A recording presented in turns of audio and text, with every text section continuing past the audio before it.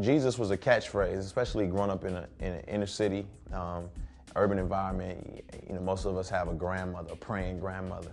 And of course I had that. You know, my grandmother, though she was no theologian by any means, she would talk about Jesus. And it wasn't in depth. It was, you know, you need to call on Jesus, you need to trust Jesus, or he's always on time, and a lot of these catchphrases. And so I kind of grew up hearing about them and just hearing little tidbits like that. Nothing ever stuck, nothing ever clicked. It was like, you know, you hear these stories of David and Goliath and Jesus, and you mix it in with Gulliver's Travels or King Arthur, and, you know, so it's just kind of all these little tales and stories that you don't know what's real and what's not, but realistically, you don't know how they directly affect or impact your life.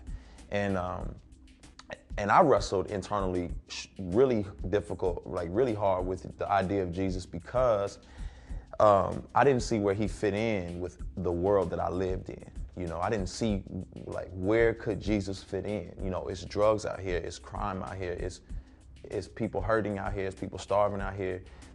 Everybody wants to be a gang member. Everybody wants to be the hardest person in the world. Like, where is there room for Jesus? And I didn't see where he could fit in the picture. So even though I needed him, and you gotta trust Jesus, call on Jesus, it wasn't until there was some drama or some problem where it was like, oh, well, maybe I should try Jesus or trust Jesus. And then at 19, I started to really realize that one of the scariest things that hit me was, wow, I have to do something with my life. You know, like, I'm in control of this life. And that gave me, I was scared of that, like really literally scared, like, to be in control of my life. Because I didn't know what I was gonna do with it. I didn't know what direction I was gonna take it in. I didn't, like, you know, it brought about an anxiety in me. And so, so then I was a little more curious into knowing, okay, what about God? What is God? How does God play into all this stuff? And so I was a little more curious and wanted to know how Jesus and God fit, and ran into some guys who looked like me, dressed like me, talked like me. But there was something distinctively different about them, and I couldn't figure out what exactly it was. Part of it was, I think their interaction was natural and it was loving, but they looked like me and they dressed like me, and something was strange about that. They didn't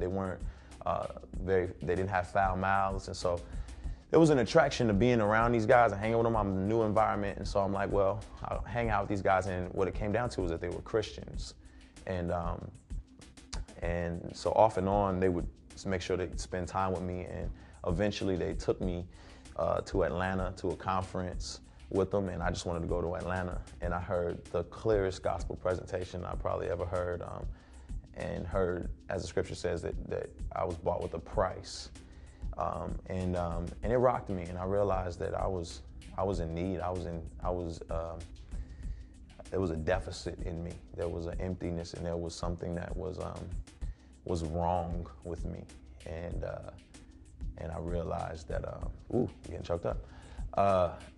I realized that I needed Jesus. I realized that I was hurt, that I had hurt him, and that and I wanted his forgiveness so bad. I wanted his forgiveness. I wanted him to accept me. I wanted him to know me. I wanted to know him, and it crushed me. And I remember falling to my knees in that moment of realization and just saying, God, I'm sorry. Can you please accept me? Please forgive me. And he did, and I'm here.